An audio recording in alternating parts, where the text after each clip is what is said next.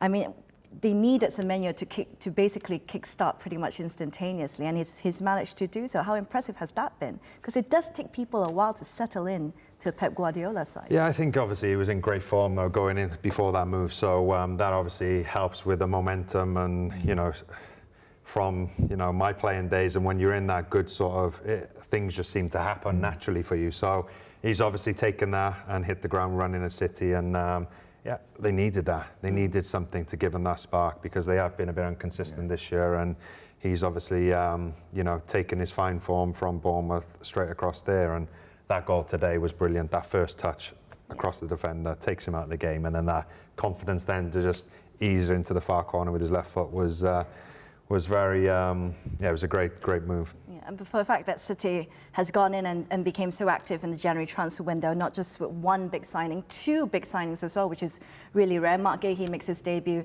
today in the Premier League for Manchester City as well. I mean, brilliant for Guéhi. Look, Wolves didn't really threaten in that first half, let's put it that way, so he wasn't really tested. But it's a good signing. Is it a signing of intent from Man City in terms of the title race, having those two coming in January? I think he was needed, obviously with the injuries, to Ruben Dias and Guardiola especially. Stones, we all know, he's been injured for years now, but I think he's a key. He's experienced in the Premier League. He's probably one of England's best centre-backs. He's kind of forced City's hand, really, to go in and to sign him for £20 million. Look, no disrespect to Wolves. What a game to play on your first game at home at the Etihad against Wolves. It's perfect, but I think he's a great signing that needed. And like Aaron said before about Semenyo, to get players in the door and give them a boost is what they need. I mean, what would the Arsenal players be thinking as well, looking at City 4 points behind? Look, they've got the big game tomorrow, but seeing City make big moves like that in terms of the title race. Yeah, obviously,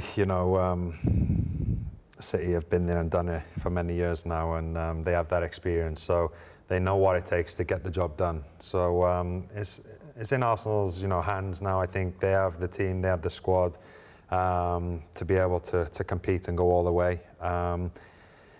Yeah, I mean, it's no good thinking about City at this point. Do you not think about it at all when you are leading in the title race? Sure, I say that, but it is difficult. Shoulder. It is difficult to do that, but I think the position that Arsenal are in, and the way that they're playing at the moment, they're not giving away many chances, keeping clean sheets, the squad that they have, the strength and depth, the bench coming on in midweek in the Champions League was just incredible to go and see out the game and, against Inter. So, yeah, I mean, it's all there for Arsenal this year to go on and take that next step. I think there's still a bit of weird psychological effect though, and now it's, Arsenal will play tomorrow, as we know. It's now 4 points.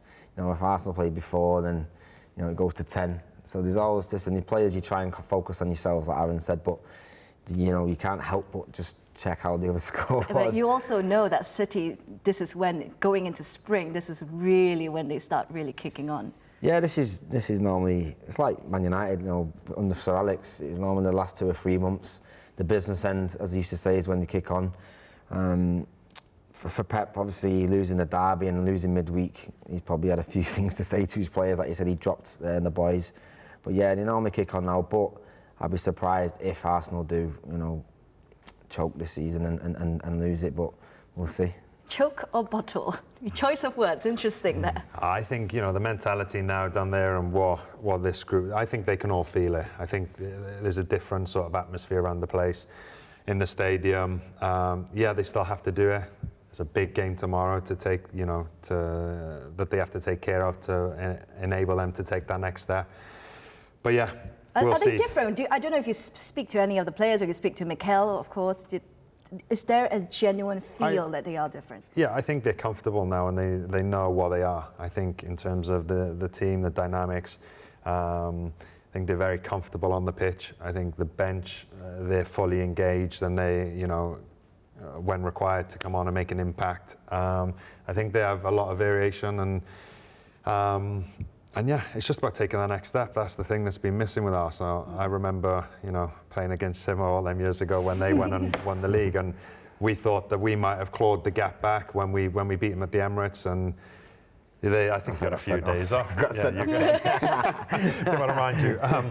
But yeah, I think their manager then gave them a few days off after that. Yeah, is that right? Yeah, and then they come back and regathered their sort of momentum and went on to win the league, which was, you know, an unbelievable achievement. But you know, it's all them little games. We thought we were right back in the race again, and maybe that was it then to go on. But you know, things happen, and it's not so straightforward as you know, to win a Premier League.